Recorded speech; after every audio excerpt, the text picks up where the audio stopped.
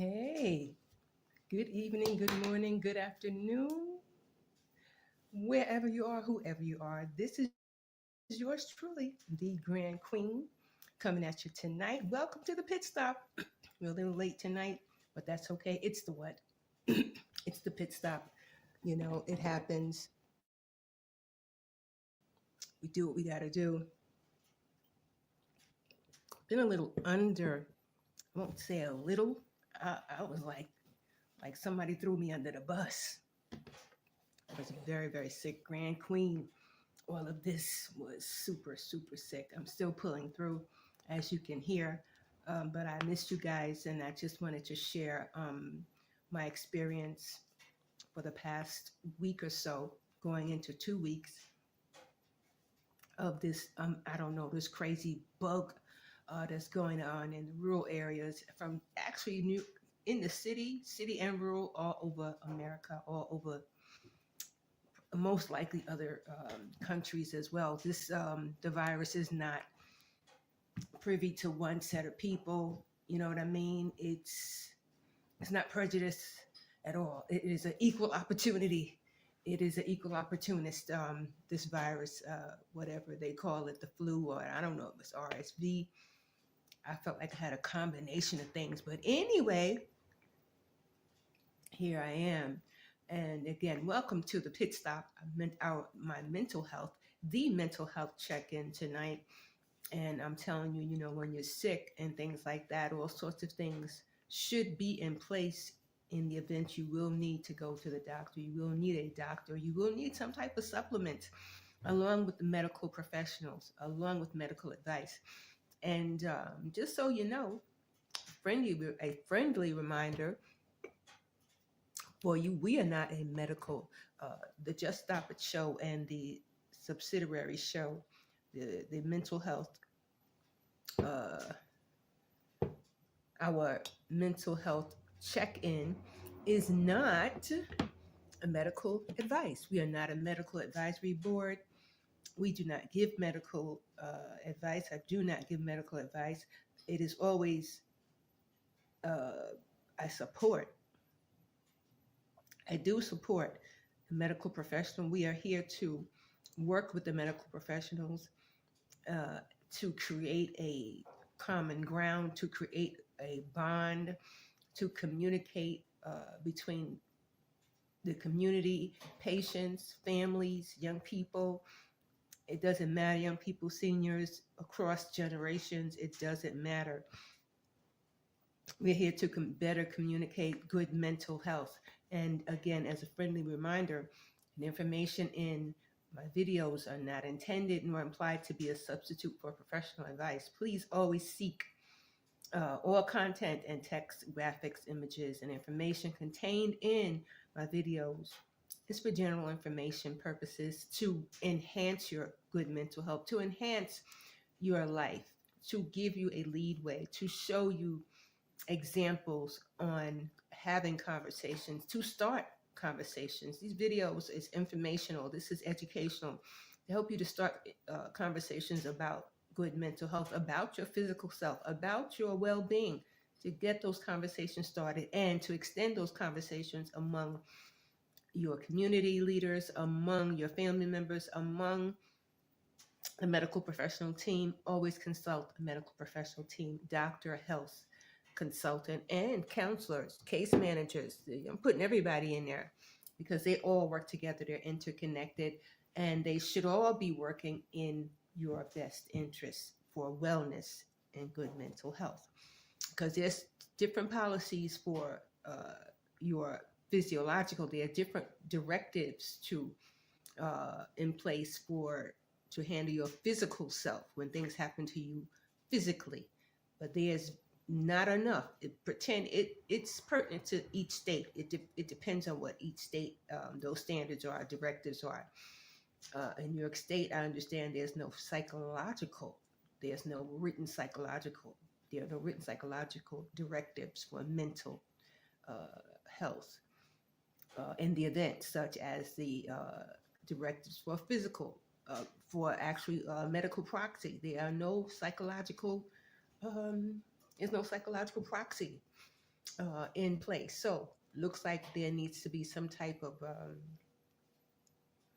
revisions in place, some type of new data that shows that supports the need for psychiatric directives in the event that he or she becomes incapacitated, mentally incapacitated, or before they even reach that whatever level that is, they would have someone to speak on their behalf. They would understand it so that somebody could really get them to the next step, get them to the next place with psychiatric directives, because it would show what he or she would want to happen if they become psychologically incapacitated. And many times it happens. I mean, nothing is written in stone. Just because a person has become psychologically incapacitated, it may not be long term. It may be short term. It depends on the person's situation. It depends on what happened to the person before the condition, before things happen, during and after. So no situation is permanent, right? So always keep that in mind, that no situation is permanent. We're not just talking about, blessings. We're not just talking about good fortune and success. That's permanent. It leads from one thing to another. We're talking about, because success is permanent. It's the bottom line. It's just how you handle it. You've got good, bad, ugly, nasty. It happens. But success will always be permanent. It will always be, as long as you follow standards and steps that fit your situation, as long as you don't allow it to make you be like somebody else, as long as it doesn't take away from your passion, your vision, your dream, and as long as it doesn't make you a replica of anything or anyone, as long as as long as that success and blessing keeps you as the original one, keeps you authentic. Always stay original and authentic. Never be a carbon copy of anything. God didn't make any carbon copies, right? Um, so here we are again. Welcome to the Pit Stop. Glad to have you tonight. For those of you who are watching and who are down with me tonight. Last week was my son Joe. Hey Joe. Of oh my God, I'm gonna get that right. His channel, he's phenomenal. Just Me TV, right? He's one of my big supporters and fans, and I'm one of one of his hugest fans and supporters. Well, he's got so many supporters. I don't know. I love you, Joe. I'm just one of your biggest fans, just so you know. And Ariel, another one of our supporters and fans. I love you, Ariel, my youngest daughter. And Joe is my oldest son. Thank you guys so much for just being there for the Just Stop It show and the Pit Stop. I tell you, we all have an amazing journey, mental health journey ourselves. Our journey is so unique. But I thank God for us. And I just want to tell everybody, thank God for us. And for our other supporters and new subscribers. Oh, thank you guys. Just want to thank you guys for subscribing tonight and liking our YouTube channel. I think you guys really liked last week's discussion on generational trauma. That thing is real. Generational trauma. That was last week's party here at the pit stop. And we're gonna keep up with that one. We're gonna keep talking about generational trauma, and actually tonight it's connected to what we're talking about tonight: access to mental health services. You know, this is like a really good vibe for us to talk about access to Black mental health services, just so you know, because it's Black History Month, and not because it's Black History Month, but because these are ongoing issues among our community, be it rural areas or city.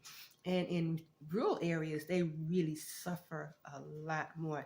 You know, we got the little fire going tonight. It died down a little bit. I guess you guys are like wondering, is she got the fire on going tonight? Yes, I do, child. It's 20. Going down to that one digit again, it was 8 last night. So, you know, tonight we ain't having it.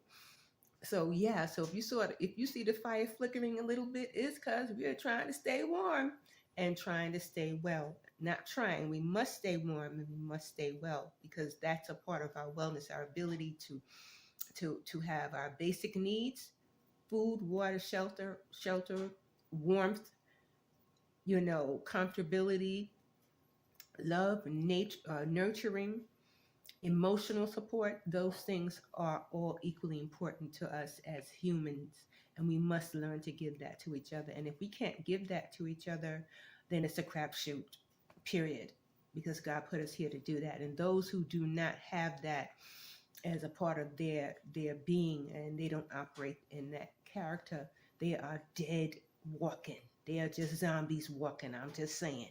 So yeah, so here we are, you know, here's a stat alert. Let me just pop that in there. The American Psychiatric Association reports that only 1 in 3 Black adults who need mental health service care receives it. Only 1 in 3. Listen to that. That's crazy. That's really disparaging. Only 1 in 3 Black adults who need mental health care services receive it. That's not good. The stats should be much, much higher. It's so low. I can't even. It made me teary eyed just looking at it. Now this is I'm talking about in New York. This has to do with New York State. Um, Now I'm going to share. I've been sharing with you that I want to share more stats. Now, again, this is according to the American Psychiatric Association that 1 in 3 Black adults who need mental health care services receive it. They did not say this was New York State. So let me just get that right. So all you little folks who love your little suits and stuff like that, you know, you're gonna be coming at me because I'm coming back at you. Just saying. This is according again to the American Psychiatric Association, but there are other stats to show that there is broader studies per city, per state. This is a general statement. So we want to address tonight. Come on, let's just address what the disparities are in accessing mental health services in rural areas and in city areas. What are they among the Black community? Again, be it urban or rural. Now, rural, for some people who don't know what rural is, it ain't the suburbs, that's for sure. And it's not the city. The city, you know, suburbs was sort of like closer to the city. Rural is like countryside. It's out there. You may be sort of like, okay, let me just also share a comparison. Let me show a comparison. 60-second, actually, what they call 15-minute cities. Those are cities where transportation, food, hospitals, healthcare, everything is supposed to be within a 15-minute period travel time. That's supposed to be. Those are sanctuary cities, part of sanctuary city too. That's why so many people love New York City. And they love New York State, but they love New York what? City, because it has everything. Everything is within reach, within boom, boom, 10, 15 minutes, supposedly. And if you have a longer commute, it's because you're going to a different borough. I'm just saying. But anyway, the disparities in rural area has to do with transportation, food, sources. Transportation and food sources is some of the medical. Of course, that's the top of the line. You know, some people may rate it one between 1, 2, 3, 4, and 5. I have to say medical health is at the top with mental health services. So the disparities in accessing mental health services in rural areas and among the Black community, you want to address those disparities. And if you got something to say, if you have something to say, please reach out to me at jtire at just us at YouTube. Go to YouTube, just us at jtire forum 1, and talk about the disparities in your community if you're in a rural area, and talk about the disparities in city areas if you are in city areas, or if you have family or friends or colleagues or whatever. Talk about those things, share those things, some sources of information on how people are handling it. How is your local government handling it? First and foremost, how are your local community leaders and Uncle Sam, in case y'all trying to figure that one out? I'm talking about the big G, how they handling it and things. How can we work together to remove those disparities? How can we work together to increase access to mental health among the Black community, among people of color, period? Because we all matter. It's just that these things are so profoundly, happening in our areas, because rural areas, it's dense, like how it is 8 degrees now. Listen, ain't nobody out there but the wind and the coyotes in them, just having a good winter fun, having good winter fun. But I'm saying, when it comes to being able to go from place to place, you got to have a car. And then once you get there, and according to the new regime, the new government, which is people are still acclimating to, and the new health laws and revisions being made to health laws such as Medicaid and Medicare and other subsidized healthcare, private sector, public sector, because there's so many different levels to healthcare. So it's a lot of changes coming down the pike, and we've got to be ready. So now we must. So over the next, give me 15 more minutes, and we'll uncover the challenges and celebrate the resilience within our communities. This is what we want to do. Not just talk about the problem. We want to be able to celebrate the resilience, because we've got to be resilient. God has gifted us with this resilience. He's gifted us with this ability to stand and move and just move through, I don't know, mountainous situations. And the reveal sometimes could be, I don't know, it could be weirdly evil. When you figure out what needs to be done, when you figure out what has been done, it could be very, very evil and wicked things that have happened to people among the Black community, and then they having less access to good mental health services. Oh my God, how are they going to make it through? And I hear somebody saying, well, what about our counterparts? What are they saying? What are they doing to support the Black community? I don't know. Let's ask them. Counterparts, you know who you are. What are you doing to help the Black community in rural areas and city areas? Not just talking about programs and programs. What are you doing to increase the probability that the Black community will get better services? The Black community will have access to good mental health services. What are some of the things that you suggest? Because this is about equity. This is about fairness. This is about accountability as well. So what are you doing to help? Because we are all moving in the brotherhood and the sisterhood. And I hear some Black people saying, like, what? The counterparts, they ain't our brothers and sisters. We are all brothers and sisters, my people. We are all brothers and sisters. We didn't make ourselves. And we did not get here by ourselves. So we must learn how to live in harmony. We must learn and understand what harmony is. Now, those who don't want harmony, you're not responsible for them. You're not responsible for people who do not want harmony. You're not responsible for them. For people who create chaos, you are not responsible for them. However, you are responsible to stop them, because the scripture says to love your enemies, because they become an enemy of the community. People who are irresponsible and they bring the community down, always robbing people of their of good mental health because they are doing bad things in the community, doing bad things in their homes to their family members, doing bad things, uh, and not supporting, just doing enough to get away. They are as equally egregious as a liar and a thief because they're not accountable. They're just like the fig tree God talked about, Christ talked about, unfruitful, just there, just a carcass, not giving back to the earth, not taking care of the earth, just taking, and not understanding how to freely give and produce and continue to nurture, learn how to nurture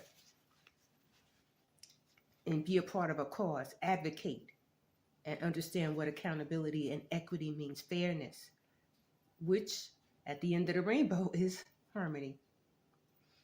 So, yeah, and at the end of that rainbow, a part of that rainbow is good mental health services for everybody.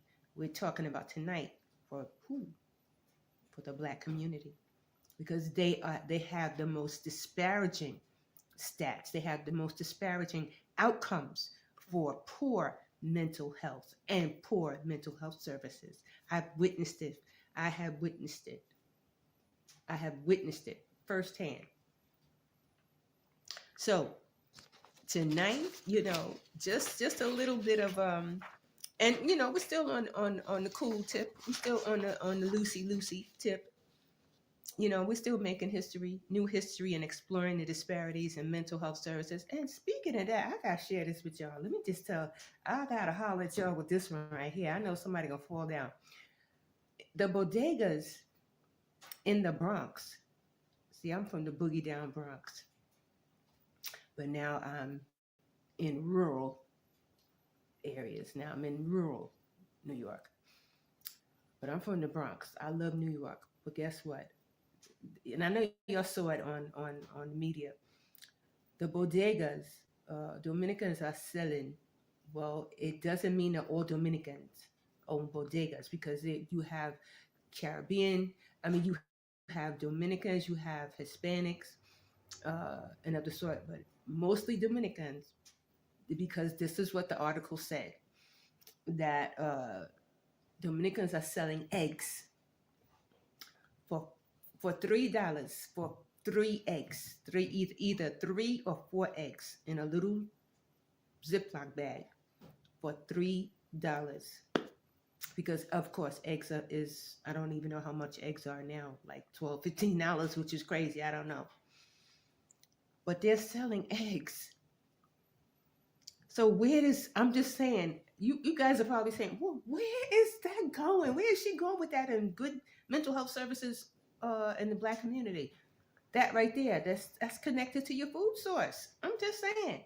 If you gotta wrap your mind around have to put gas in your car versus feed the babies in them versus changing the number of eggs you have for breakfast versus, I don't know, then figuring out when the next time you're going to be able to buy eggs because these are things that are going on in a low income community, so to speak, low income. I don't think, in my mind, I don't consider bodegas low income because they are store owners.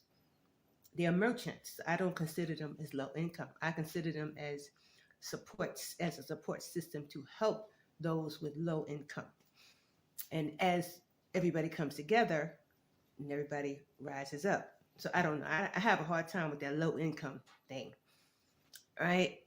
Anyway, that's what they're doing. So I'm saying, wow, how is that helping the mental health process? How is that helping the families and individuals, seniors, disabled? That's something else now. That's something else that they have to worry about, that they have to be concerned about. So now, maybe I'm just saying, maybe the mental health services in the community, maybe they want to just rethink the food sources, on how to get more food sources or protein type, because eggs is protein, and not everybody eats eggs, but it's a source of protein. So I'm just saying, now they have to rethink, because food is connected to your mental health services. It's connected to your well-being, should I say. It's connected to your ability to be able to eat the right foods, think the right way, and live better. Put the right foods in your body and sources of foods, nutrients in your body. So now they got to rethink that. I believe we all have to rethink that, because if eggs are $15, I'm just saying now, and it's only February, we don't know what's going to be. Something as simple, as basic as eggs, we don't know what's going to hit next. And then you have to think about tariffs and things like that. That's also causing a big issue. And the thieves is stealing eggs. Some cats stole what, $40,000 worth of eggs. So we have to take so many things into consideration to protect our wellness, to protect our mental health, and to make sure that we have valid and accessible, we're still talking about accessible mental health care. So what are the stats and the underlying factors? We're talking about making new history. So now we're going to have to change history, family. Change history. Nobody trying to pay $15, $20 for eggs. That's ludicrous. Even if you have the money, it's ridiculous. I mean, it's $15, $20 for an egg. It must be a goose egg. I don't know. A bluebird egg. I don't know. We're talking about basic needs. We must be able to take care of ourselves and have our basic needs met. Maybe we're gonna need to pull together to buy a little chicken house. Oh, that's not a problem, because the chickens in them they got bird flu. So that's why the eggs in of the sort is 15, 10, actually $15 to $20. And that's why the bodega owner said, listen, families gotta eat. So hey, let's put a quarter of a dozen eggs together, sell it for like we sell it a dozen of eggs. I don't know. I don't know if that's a good solution. I don't know how it's gonna work, but it'll work. You're just gonna have to rethink how to make your omelet and stretch your omelet. I'm just saying. So, access to care, family, access to food, access to being able to take care of yourself, access to, according to having access to insurance coverage. Some people pay for health insurance. $15 for eggs versus paying a premium. I don't know. Some people pay a premium when they go to the doctor, right? A copay. And some people pay copay. Some people pay premiums. Maybe that $15 is their for eggs might be their copay. And they got to figure out, like, hey, I don't know. It's an underlying factor that is now slapping people in the face. Another underlying factor, cost of care. Mental health care can be expensive. High copays, I just said it. High copays and premiums. Cultural competition. Many Black individuals feel misunderstood or judged by mental health professionals who don't understand the realities of racism and Black culture. I've heard it so many times from my people. And they say, listen, I don't mind going to the doctor, but it's rare that I see a African American doctor, a Caribbean doctor, a different culture, a culture related to my culture. It's rare and far in between. And you always want, I believe life works better when you've got someone there that you can actually relate with. You have those examples, you can relate, and they understand the nature of your culture. I just think the healing process works differently. And because some of our counterparts, Sometimes they're only about the science, technology, engineering, and math of it. That's okay, but that's not enough. You need balance. There needs to be balance with science, technology, engineering, and the math part of it. It needs to be balanced with the stats. It needs to be balanced. Understanding the mind, the heart, where those things came from, when it started, who it started with. And it doesn't necessarily mean that it will end with where it started.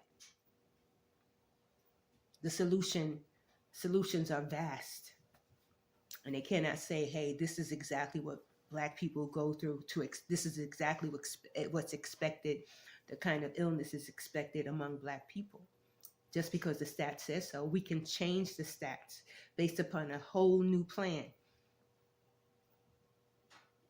So these are some of the underlying factors that the Black community is experiencing and trying to obtain and trying to access good mental health services. Systemic racism, wow, that one is just like, systemic racism is just like, it's too loose. It's too, sometimes when we talk about, when I hear the word systemic racism, it's as though it's common. It's taken like it's so common, like it's regular. It should not become as though it's a regular thing in our lives. It should be a rebuttal. It should just be wiped out. Systemic racism, because of the historical abuses, like the Tuskegee syphilis study, which fostered deep criticism toward the healthcare system, such as how many Black women have died due to poor prenatal care. I experienced, oh God, my first child. Let me tell you, I'm gonna share this story too. I don't know. Tonight I got some good stories to share with you, family. For those of you who are watching tonight, thank you for passing through. Big Sister Margaret, if you're watching, Auntie Kim, if you're watching, um, and everybody else, if you're watching, my subscribers, thank you so much for passing through. Holla at you. We support you. Thank you so much. My first child. Let me tell you something. Back in the day, that was like in the 70s. Babies, nobody does that now, from what I understand. Babies are no longer born with doctors using forceps, I believe it's called. So when my first daughter was born, and it was my first child, my mom was in the delivery room with me. I was so happy about that. But I tell you, the pain I was feeling was just like, oh my God, I can't. It was intense. It was past intense. But I'm saying the medical care, the psychological care, I needed counseling way before I had the baby, because it was my first child, and it was so many things was happening to my body. So the day that I went in labor, my labor was so hard. And hey, Ari, shout out to Ariel, my youngest, as well. You know, just talking about your sister a little bit, the pain that we pass through. Everybody has a different level of pain and things like that. It's just this one, your first child, it was crucial. Like somebody's crucifying me, I'm telling you. But anyway, I had this midwife, and actually she was a doctor, and she used forceps to birth my oldest daughter. I believe I was having a hard time pushing the baby. It was natural. It was natural, what do you call it, natural childbirth. And my mom was holding my hand. She was praying. But this woman, the way she handled the baby, but the forceps, because as I grew older, after having her, I found out the forceps could be damaging to the baby's, not just the baby's head, but certain things later cognitively, um, and things like that. And I was like, oh my God, when I began to study that so many of these things happen to women of color, particularly Black women, and then the stats were showing the high numbers of the numbers of premature deaths of Black babies among the Black community because of the lack of, I don't know, maybe the kind of, I won't say maybe, the stats show the kind of doctors that that needed to help Black pregnant women in the Black community. And many times they didn't have enough doctors who, not just the number of doctors, they didn't have the right doctors. I didn't say white doctors. I said they didn't have the right doctors. So now I believe the stats are showing that more African Americans, more people of color, more Black people are going into science, technology, engineering, and math. They're going into the medical fields now, and they are becoming doctors, and they're learning, and they're changing. They want to change the stats on premature deaths. They want to change the stats on the things that prenatal deaths. They want to change those stats among the Black community. So we applaud you. We applaud those, and we support you for understanding the need for accessing good mental health among the Black community. And I shared that story with you because that was real. However, things have changed so much since the late 70s. We become more educated, we become more knowledgeable. However, we've got to become more accountable, and we've got to be more and less negligent in our accountability. And we must learn to understand and support equity, fairness, equality among our Black people. And just understand, stuff changes, the economy changes. Like I said, shout out to our bodegas, shout out to our bodega brothers in the Bronx. Smooches to you for trying to help the community deal with the egg quotas, to deal with the egg thieves. I'm just saying. Oh, shout out to you. Much love to you for trying. At least you're like, hey, we got to do something. So I just believe that something good will come out of that as people just rethink and come together, collective. At least it was a collective effort, and that's where it starts, collectively. So, having access to good mental health services in rural areas. Now, we've been talking about city. In rural areas, systemic racism, rural and city, it's the same. Now the barriers now we got telehealth in the city. We've got, you can go pop to the, what is it, emergency care, emergent care. You can just pop here, there, anywhere. Not in the rural. Can't pop anywhere. You got to go far and wide in between. And there are telehealth barriers. You would think there wouldn't be. It's a telehealth, but there are. Over 100 rural hospitals closed from 2013 through 2020. Now, 2025, we're going to get to that one. We're going to get to the stats on that one. It's 2025 already. But for 2020, that's pretty low. That's pretty, should I say, that's a lot. That's too high, 100. And again, the telehealth barriers, 17% of people living in rural areas lacked internet service. Oh, I know somebody saying, oh my God, if I had to live in rural areas, what would I do without Wi-Fi? You'd figure it out, baby. You figure it out way before you got there. And you'd have to figure out, if you got it, you have to figure out really good Wi-Fi service, good internet service, because that's connected to, that would become a barrier for you not to be able to access good mental health services.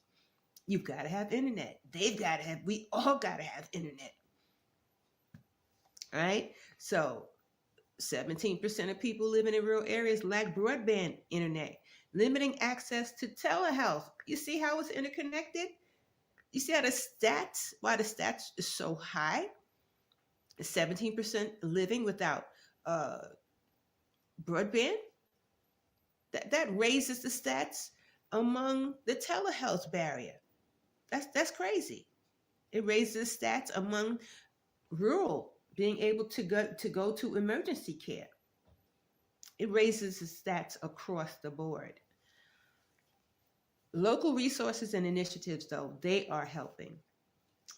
There just needs to be more in rural areas. Adult family services. I have a lot to say about that one. Adult family services, it's not enough. It's not enough in Ulster County. I'm gonna tell you right there. I gotta shout Ulster County out. It's not enough adult family health services in Ulster County. And it's not enough people managing what's going on. Workers are overworked. There's not enough sources of support so they could do what they do. It needs to be enhanced. There needs to be more. All right, outpatient sources, including mental health, partial care, substance abuse programs, group therapy, and individual counseling. There needs to be more. Domestic violence support, be it verbal and or physical abuse for men, women, children, babies. I'm going to stop right there. I suppose it's been like 20 minutes with you guys already. I think I said enough right there. For those of you who are watching, please check it out. Check us out.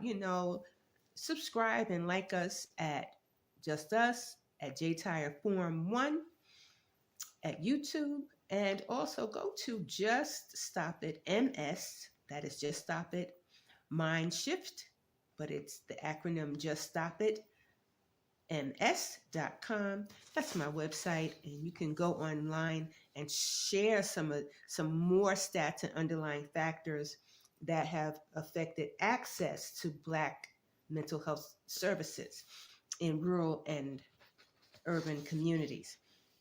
Now, I want to share a little bit more with you guys, but you know what?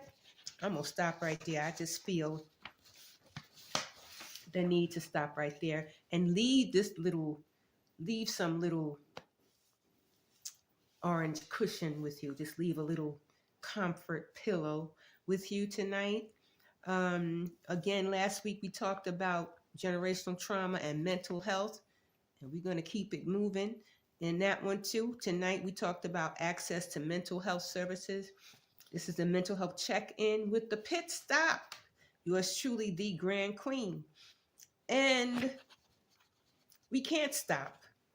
We can't stop advocating, but we're here to just stop the nonsense. We're here to just stop the inequality of racial disparities and accessing good mental health services. We're here to stop the inequalities and the lack of community services and the lack of community leaders not creating the right dialogue among the community of people and the mental health professionals, the medical professionals.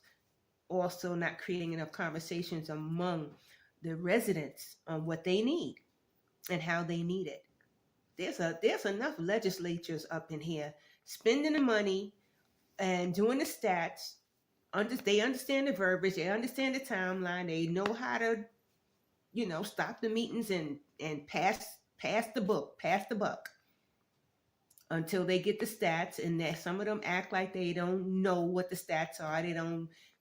It's just a slow jam. It's just a slow grind, a sideshow. So now we the people must come and just get rid of that song and dance and say, listen, hey, it's time to show what equality looks like. It's time to shine the light on equity, fairness among the people. No one culture is lesser than the other culture. Everybody should be shining and sharing, being able to access what? Good mental health services, being able to access basic needs such as food, such as transportation. It's simple, not basic. So just stop it. Just stop it. All who's not accountable, just stop it. All you little stat runners, just stop it. Stop the song and dance and get to the real issue of it. Because the time that's coming up now, you are all going to be in the same boat. And it'll be some of the same people who you think are the lesser will have to hand you a piece of bread. I'm just saying. So here we go. One last thing I want to leave with you. I want to leave a gift of love with you. My ebook. That's my gift of love to you. That's my gift of equity, my love gift to help you to find out what fairness means in your life, to help you to understand that it's a spiritual thing and a natural thing. We're living this spiritual experience in a natural body. And the phrase God's mind over our matters. I guess some people is like, yeah, you peddling your book, professor. You peddling your book, Grand Queen, but what does it mean? The phrase, my ebook, God's mind over our matters, it's interpreted in so many different ways. You can interpret it. I would love to hear your own interpretation of what the title of my book means. It really has to do with, it's simple. It's just about guidance, just having a guide on your special journey. It's a special guide. It's like a go-to. It's like your little go-to travel book on your day for your day-to-day journey. That's all. It's simple. A little travel book of a little guidance, a little travel guidance book for your day-to-day mental health, spiritual journey. That's all. Because, we have so many different situations, but we need wisdom. Wisdom, understanding. That's what this is about. That's all it's about. A little go-to guide for your day-to-day journey. So check it out. God's mind over our matters, meaning his wisdom and understanding surpasses our own. He's over that. God's mind over everything. I heard Bizzle say, God over money. That's one of his songs. I like that guy. God over money. Well, he says God over money, right? So God's mind over our matters, meaning he surpasses his mindset. His nature surpasses our own, and he has control over our situation and circumstance. And those, whether you believe in God or not, that's okay too. I ain't mad at you. Because at the end of the day, he's still what? He's still who? He's still God. I'm just saying. And for those of you who'd like to find this book, I guess you guys are probably saying, well, where is it? Where is this book at? I'm going to share with you. It is at Kobo. You can find it at Amazon as well. It's on my page. It's on tonight's page. It's also on another video, but it'll be on tonight's video. Where to find it at Amazon, also at Google Books, also at Barnes and Nobles. All right. Oh, here we are already. I love you like no other, as God does, and you will have the best of the rest of this week. You made it to Wednesday. Woo-hoo! You made it to Wednesday, hump day, midweek. So I know you're going to make it the rest of the way. And you will. Just get that ebook. That'll give you the boost that you need. Just like one of those little energy drinks you be taking, that little 5, whatever those crazy energy drinks are, but something natural. When you make your own boost drink, like Joe, my son, he just be on top of it. He and Will. Hey, Will, if you watching too, Will, he's another my youngest son, he knows between he and Joe, all of them, everybody, they are really good at nutritional values. They understand the nutritional values of food, and we help each other. And I just thank God for them. And I tell you, they have helped me to get through this nasty flu, whatever that thing was trying to attack me. I'm feeling better. And since you guys came through tonight, I'm feeling even better because you came here and we were all together. And you really helped to make my day and you helped to make my week. And that's why I love you like no other as God does. Because I know you go through some stuff. I know you pass through some things. It's not easy, but it will get easier. And get that ebook. It'll help you to stay breezy. It'll help you to shine and shine. As you shine, share it with somebody. Share it with somebody. And just share some quotes from the book with me. Share your thoughts with me about it. Everybody's not going to agree, but that's okay. It's okay not to agree, but it's not okay to stay that way. I'm just saying. So, see you next week. Actually, see you Sunday. Come back to the Just Stop It show this Sunday. Hey, got something good coming for you on this Sunday, coming up with you on this Sunday at 8:30, 9 o'clock. Actually, 9 o'clock. This is a good time. Good 9:30. I like it. You know, you guys are relaxed, chilled. Yeah, 9:30. Come back 9:30 this Sunday night. And so we'll be able to just pop off and get the week going for Monday. You'll be fresh and ready for a new battle on Monday. I'm just saying. Peace, love, and joy. Stay sweet.